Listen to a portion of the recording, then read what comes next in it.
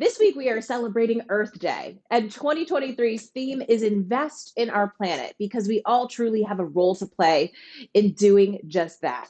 So, who better to speak to than Rachel Shanker of Manatee Lagoon, which is FPL's Eco-Discovery Center? That's a free educational attraction located in Palm Beach County, where her role is really to educate the public about manatees, also how to protect this threatened species, and also different sustainable practices we can all put into place to protect the future of our planet. Our physical, mental, and emotional health is not just a want, it is a need for happy lives and prosperous businesses. Lift You Up is the podcast where we share inspiring health stories from business owners who are fulfilling their purpose to live their healthiest lives and helping you do the same. From former TV reporter to marketing entrepreneur and content creator, I care about sharing stories that matter and stories that connect us. I'm your host, Tamika Bickham, your health and wellness matchmaker. Well, today I am so excited to be joined by Rachel Shanker. She is the Conservation Liaison and Educator at Manatee Lagoon. Welcome to the show. Thank you so much for having me. Thank you for being here. I'm excited for this conversation because I actually don't know too much about Manatee Lagoon, and you're here in South Florida. I'm a little bit further south than you are up in Palm Beach, but I'm excited to learn more about what Manatee Lagoon is. So I think we can start there. Absolutely. So Manatee Lagoon is an FPL Eco-Discovery Center. We're a free family facility located in Riviera Beach, Florida, right on the border of West Palm Beach and Riviera Beach. So we are a free public facility, and the whole reason we exist pretty much is because we're located right next to the Florida Power and Light Next Generation Clean Energy Center, which is a power plant, and they put out clean, warm water during the power generation process, and that warm water draws in manatees in the winter months when the water temperatures drop. So when it gets really cold out and that water temperature gets nice and chilly, we see sometimes hundreds of manatees gathering. So we exist to educate the public all about these magnificent animals and their habitat and the ecosystem that they call home. Wow. Okay, so that's cool. Explain the water to me again. So you pump out something like warm water and that attracts the manatees in?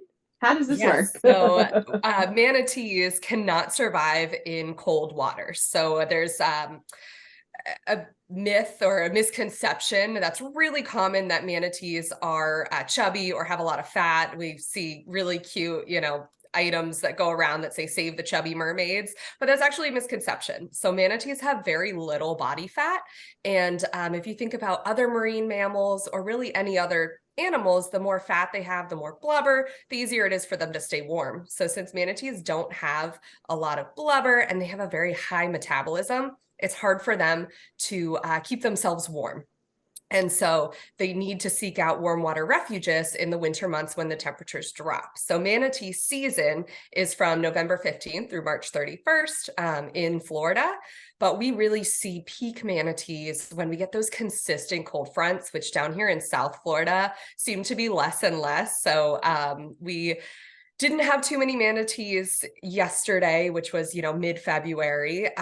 It's all temperature dependent, but the power plant next door is a clean energy center, and it takes in water from the Lake Worth Lagoon in its once through cooling process. So I myself am a biologist and educator in, my background. So this engineering stuff, I understand it well enough to explain it, but I'm sure the folks at the power plants are thinking of how simplified it is when I talk about it.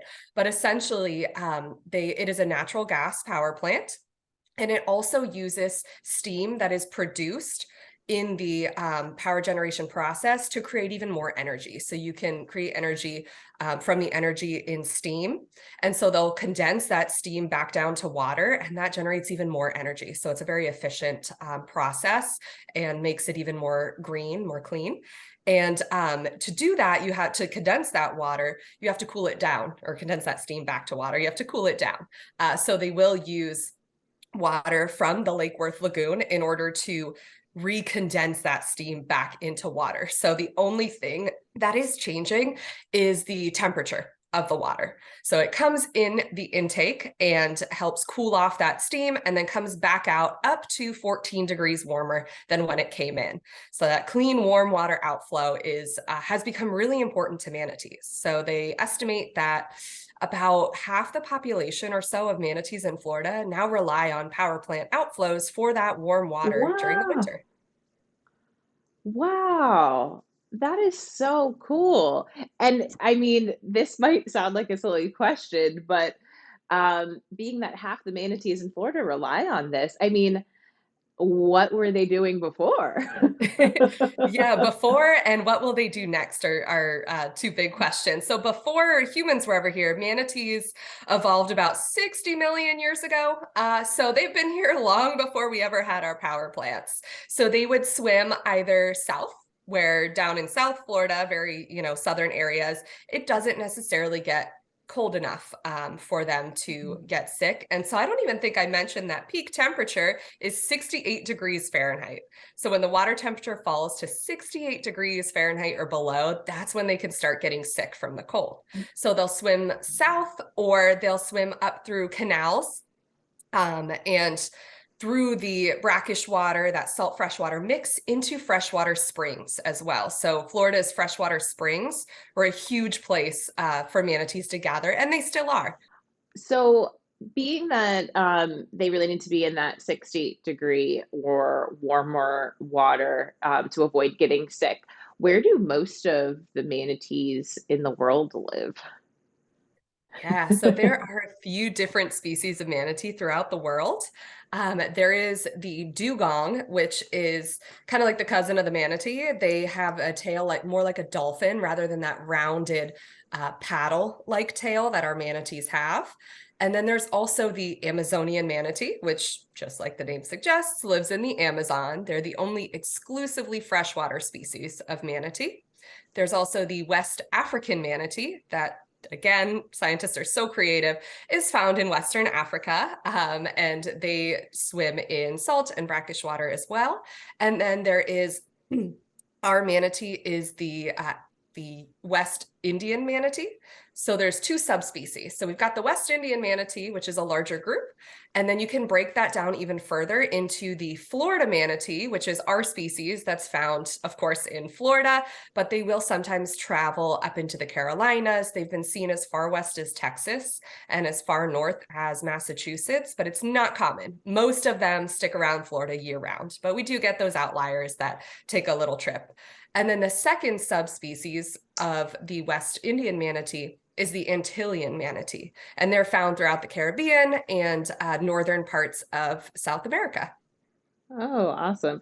Now, what is like the status of manatees today? Are they an endangered species? Talk a little bit about that. Yeah, they are a protected species. Right now, they're Okay. categorized as threatened. So that's kind of a step down from endangered. They were downlisted in, I believe, 2017 because their populations were increasing and things were looking good. So that downlisting, it doesn't take away any of their protections. It's just kind of an indicator that what we're doing is working and we should, continue these protections. So you still cannot harass a manatee. You cannot chase them. You cannot feed them or give them fresh water. So that's something people love to tell us about how cute it was when they, were washing their boat and the manatee was trying to drink from the hose. But it's really important to let these wild animals stay wild. And if you think about when you're feeding them or giving them water, which is a federal offense, so please never do it. But if you think about where you would be in that case, you're usually by a marina, by a dock, or by somewhere where boats are. So we do not want manatees to associate those areas with food and water, or even people with food and Mm. water, because that puts them in harm's way and it changes their natural behavior. So please don't feed or water the manatees. They are a threatened species, so they're protected under the Endangered Species Act, as well as the Marine Mammal Protection Act. So love them from a distance. They're very curious. If you're ever lucky enough to be in the water and one approaches you, keep your hands to yourself and just enjoy the experience. They're very calm animals. they're very big. So the average manatee is going to be about 10 feet long and over 1,000 pounds. So, Wow. they're not malicious animals. They don't predate anything. They don't hunt, but they're big. So just in and of itself, that could pose a threat, just in case they, get spooked and swim. But if you ever do find yourself with one in the water, it's a really amazing experience. Just keep your hands to yourself and, observe it and enjoy the experience, really. Yeah, no, and that's great information because I feel like a lot of us here in South Florida do know that, touching them and anything like that is a federal offense, but we have a lot of new visitors. People may not know that. So it's always like a great reminder. So, can you talk a little bit more about the importance of really protecting these threatened species and their role really in our ecosystem? Yeah, so protecting them is one of our favorite things to talk about at Manatee Lagoon. We have so many programs that talk about the different ways that you can protect manatees and all about them, kind of like what we're doing here right now. And some of the best ways to protect them, if you are lucky enough to own a boat, the leading human-related cause of manatee mortality or manatee deaths are related to boat strikes or being hit by boats. So slowing down, obeying all boating speed limits and, no wake zones, and wearing polarized sunglasses is a very simple one that can help as well. It really helps you cut through the glare and see what's under the water. So you can watch out for manatees, sea turtles, and anything else in the water. And you can also post a lookout on your boat. So if you have enough people with you on the boat, you can have one person near the front that keeps an eye out for any marine life. And, if you see them, please slow down, and you can even stop and idle your engine until you know that they've passed. So safe boating is important for all marine life, especially manatees. You can also make sure to, a big one that we always talk about is reduce, reuse, recycle.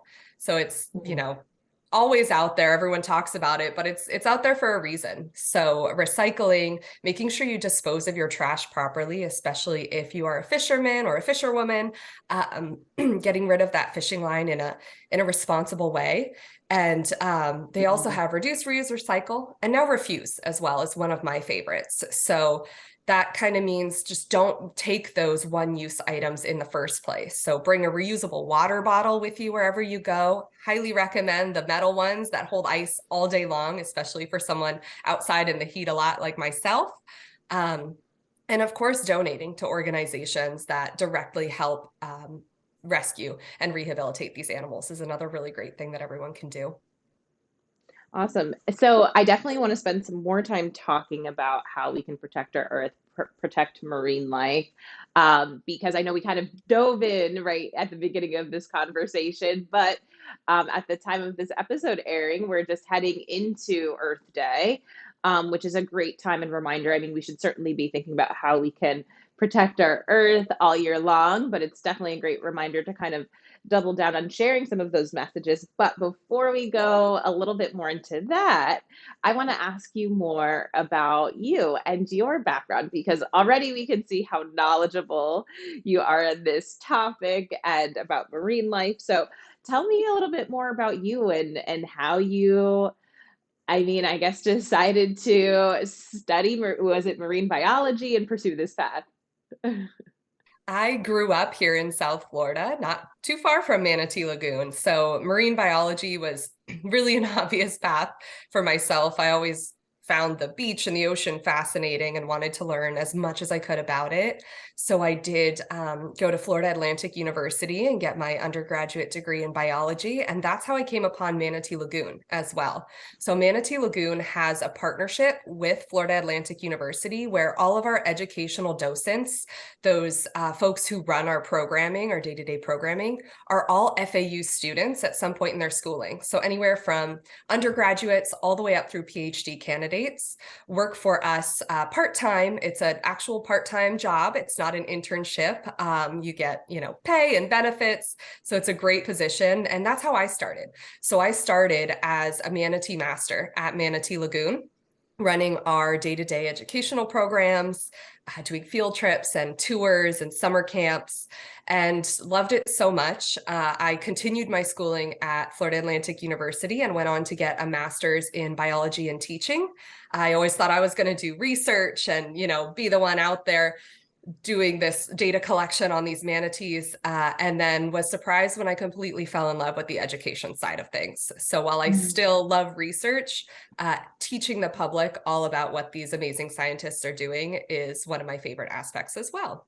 So I switched to biology and teaching, got that master's degree, and then was fortunate enough to get a full-time position at Manatee Lagoon once I graduated, which is my current job as a Conservation Liaison and Educator. So my job now is to run our programming and help come up with the programs that we're going to give to the public and kind of help run the day-to-day and organize those wonderful manatee masters. And then I also have a really unique hybrid position. So day-to-day, I'm at Manatee Lagoon, making sure our education and outreach is going smoothly. And then I work directly with Florida Fish and Wildlife, so that if they need an extra set of hands, they give me a call. I'm kind of, in a sense, on call for them. And I'll be able to go assist them with manatee rescues, manatee releases, or even just if somebody calls and thinks they see an injured manatee, I can help them check that out and see if that manatee needs rescuing. That's awesome. And that was something I definitely wanted to ask you about, is that piece, and still being able to be on hand, or hands-on with those rescues. Now, you also gave me a good idea there. I'm like, Manatee Master. What a great name that is. Yes, I really I miss love having that as my job title, honestly. I'm so grateful to have a full-time job and be able to be in the field and teaching, but Conservation Liaison and Educator is quite a mouthful. Manatee Master just sounds so much cooler. It does. No, but obviously your role is cool and very important as well. So tell me about that when you do get that call for either rescuing injured manatees or releasing them. I guess any insight you can give into what that entails. Yeah, so we can kind of start from, I guess, square one. If you ever do see an potentially injured or sick manatee, you can call Florida Fish and Wildlife. That phone number is 888-404-3922 or 888-404-FWCC. Makes it easier to remember. And that call will go to essentially like a dispatch, and they'll patch that through to one of the wildlife biologists there, one of those manatee biologists. And so we would respond and go check it out, because manatees sleep a lot, anywhere between 2 and 12 hours a day, and they can Oh, hold their wow. breath for up to about 20 minutes when they're resting. So if you maybe are not familiar with manatees and you see this animal that's been floating for 15 minutes at the surface and hasn't moved, it's completely normal to think that maybe it needs some help. So a lot of times the calls will just be resting manatees that are sleeping at the surface. And so we'll go check it out and see, is it just a sleeping manatee or does that animal need help? So if they have scars, those will usually be white. So a lot of people will see Mm. those white markings on their back. Those are boat scars. And if they're healed over, they're very clean and light in color. If they look pink or red, then they could be fresh and that individual might need help. Also, if they're breathing really rapidly. So if they're sticking their nose up to take a breath really often, remember they can hold their breath for up to 20 minutes. They usually breathe every 2 to 5. So if they're breathing every minute or less, that could be an indication that that animal needs help as well. So if we get there and that animal needs help, then we will rescue it. So that's usually the point when they give me a call, because again, these animals are huge. So if you have a 10-foot long, 1,000-pound animal that needs help, it's going to take more than just 2 people to rescue it. So they literally just need extra hands, extra bodies and muscle to help rescue it. So it could be a land-based rescue if the animal's in shallow water close to land, or usually the ones that I assist with are by boat. So they have a special boat where the engine is towards the center. That outboard engine is near the center of the boat rather than on the back like you see with most, so that you can take the back of the boat right off, and then it becomes essentially a ramp into the water. So then you can use a net with floats on the top and sinkers on the bottom to surround that manatee and pull it up onto the boat. And once it's up on the boat, the biologist will start to assess it, see what's wrong. They'll put it on a truck. Once we get to the boat ramp, we'll put it on like a sheet. It's this big blue tarp, and you kind of work together. The lead biologist will go 1, 2, 3, pull, and everyone pulls at the same time to get this big animal onto a hydraulic lift at the back of a big box truck. And that will lift the animal, will shift it into the boat, and it will drive to one of the rehabilitation centers in Florida. So right now there are 3 critical care facilities in Florida, including the Jacksonville Zoo, Zoo Tampa, and SeaWorld Orlando. So it will be driven to one of those facilities, assessed. If it's critical care, it'll be at one of those. If it maybe just needs a little extra help, there are other facilities around Florida that are part of the Manatee Rescue Partnership. And it will be rehabilitated and released back into the wild once it's healthy in the general same area that it was captured or rescued in. You did also mention those releases. So I guess that's where you may also come in and assist with those once the animal is healthy again and able to go back into the wild. You assist with releasing them in that similar area. Absolutely. And those are really heartwarming. So it's very gratifying to be a part of those rescues, but the releases are so great to see. And sometimes they'll be public at a public boat ramp or a public area where anyone can come and watch this animal be released. So kind of the opposite process. We usually try and do them, or they usually try and do them at a boat ramp or somewhere where they can just slip that animal back into the water. Sometimes they're by boat, especially if they're being released at Manatee Lagoon. We don't really have an area or a boat ramp for them to slide into the water on. So we will use boats and do that whole process backwards. But yeah, those releases are fantastic. They'll take some more photos of the individual, and they'll take its weight, its measurements, and different data collection. Sometimes they'll even tag them. So they have these, they look large to us, but one of our manatee masters is an engineer, and he actually did the calculations, and the weight of a manatee tag to a manatee is about the same as having your phone and wallet and keys in your pocket. So they look very large. If you've ever seen one, it kind of has the shape of a 2-liter soda bottle. So sometimes people on our cameras will see one bobbing in the water and give us a call and say there's a manatee with a Coke bottle stuck to its tail. And, it's actually a tag. So researchers will sometimes put those on them to follow them after they've been released and ensure they're doing well. Oh my goodness, that's so cool. And I love to hear like the passion that you have for it, because like you said, it seems heartwarming. You're doing something good for this species and also able to better educate the public. So I want to switch gears to talking a little bit more about our role, all of us collectively, when it comes to making this earth a sustainable place to live.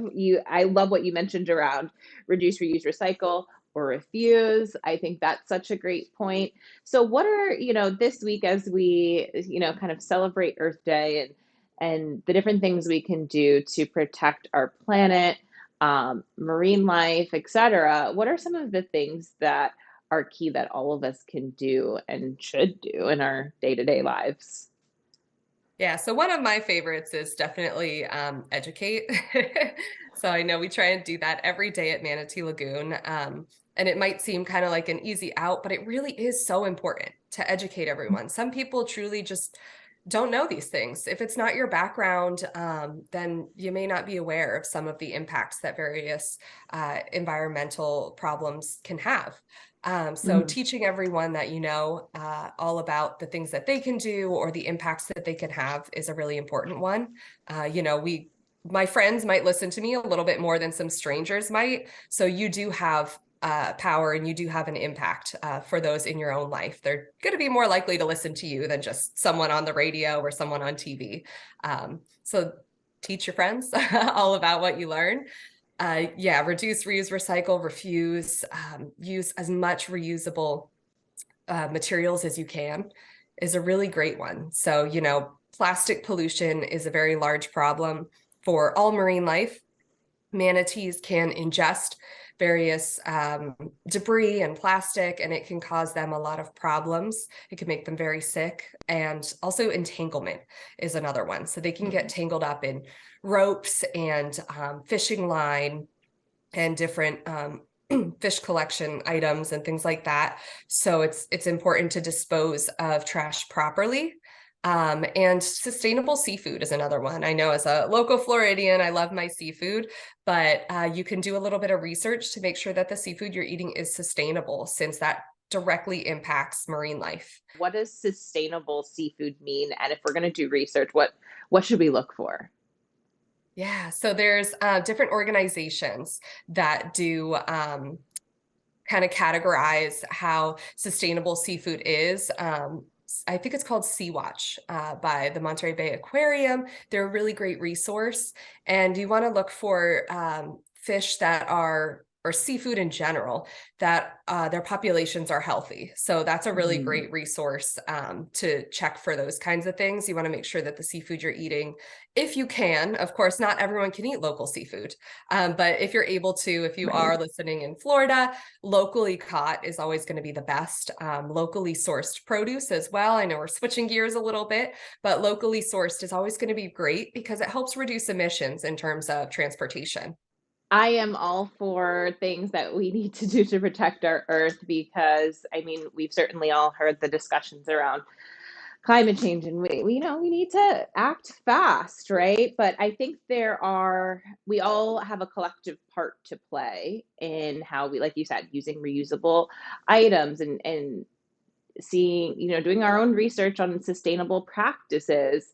But what about those who, because I've heard this and come up in other conversations before, where it's like, okay, well, my part, like I'm just one person, right? I'm not going to make a difference in what I do or using, certain light bulbs and that, like making those little changes, right? Like I'm just one. So I'm not going to change the trajectory of what's going to happen on this planet. So what would you say to somebody who says I would say that's not true. Build that? yourself up. Every single one of us can make a difference. So at Manatee Lagoon, we have those, I think a good example of this is those refillable water bottle stations that count the number of bottles that each time you use it and it fills one, it counts how many bottles have been avoided being purchased or ending up in a landfill. And our operations team resets those. So I don't know overall in the past so many years how many, but I know that we have, in the last few months or so, we've saved hundreds of water bottles from ending up in the landfill. And that's not any corporation changing. That's just the individuals that visit our facility that bring their reusable water bottles. So every single one of them is diverting some of that plastic from even being used in the first place. So everyone can reduce what they use and, think of how many people are on this planet. If everyone bought a reusable water bottle, I keep using that example, but I've got one right next to me. So I'm looking at it. How many bottles would be saved from being produced or ending up in a landfill or ending up in our waterways? So everyone can make a difference. Yeah, no, absolutely. And what's your overall goal? I'm kind of switching back to Manatee Lagoon. When visitors come there to visit, I love that this is a free facility for people to check out and learn. What's really your goal for those who are attending to walk away with? Yeah, so our mission is to really to inspire everyone that visits, inspire our communities to want to conserve and protect Florida's wildlife for future generations. So our goal is to inspire everyone, to educate them, and to hopefully have them leave with a sense that they can make a difference and with more knowledge than they arrived with. So like I mentioned before, education is really important. So the more you know, the easier it is to make changes. And that goes back to these manatees as well. The more we know about them, the easier it will be to save them. How are you spending Earth Day? I mean, I feel like you probably live a very um, Earth and sustainable focused life, but is there anything you like to do during this time of the year or this month? Yeah, so I love doing outreach. That's a big one that we do for Earth Day. We get a lot of outreach requests. So we have a couple schools that we'll be going to. I know I'll be going to university to give a talk about manatees and conservation. So that's one of my favorite ways to spend Earth Day, is to get out there and teach everyone all about our environment and what they can do to help. And I always like to ask everyone who comes on this show either a health tip, like a health and wellness tip. It could be totally around some of the things that we talked about today, but something that you really practice in your day-to-day life that makes you feel good, or you show up as your best self. Yeah, so since I've been talking about water bottles all day, I'll just remind everyone to take a sip of water, stay hydrated. But I think the one that I'd really like to choose is to get out in nature if it's at all accessible Mm. to you. So taking a moment, even just a few minutes of your day, to get outside in an area with some green or some blue. Either if you are local and have access to a beach, take a walk on the beach or a local park. And being out in nature can really help you reduce stress and increase creativity as well. So get out into nature, even if it's just for a few minutes, if it's accessible to you. Yeah, and especially in South Florida this time of year, the beauty of us being in this area is that we have beautiful weather all year round, and we are able to spend some of that time, like you said, if it's accessible to you. Yeah, and Awesome. if you're local, then get outside by coming to Manatee Lagoon and take a Uh, look at our beautiful waterway. Hopefully, catch a glimpse of some manatees. But even when there's not manatees present, we're located right on the Intracoastal Waterway, and we see all sorts of marine life, from sea turtles to stingrays, of course, to manatees, barracuda. We see all sharks, all sorts of marine life. So it's a great place if you don't live in an area where you can get to the beach. Come check us out at our free facility and come stare at the beautiful water for a little bit. awesome. I love that. And it sounds like the best time to see manatees at Manatee Lagoon would be when the temperatures are cooler, or the Yeah. best potential opportunity to see So manatees. I would say after a few days of consistent cold. So that's a really common misconception as well, is, here in Florida, we could have a cold front where the air temperature drops overnight. You wake up, it's nice and chilly, but that water temperature hasn't dropped yet. So we get tons of people that come rushing in to see the manatees, but the water temperature is still kind of warm.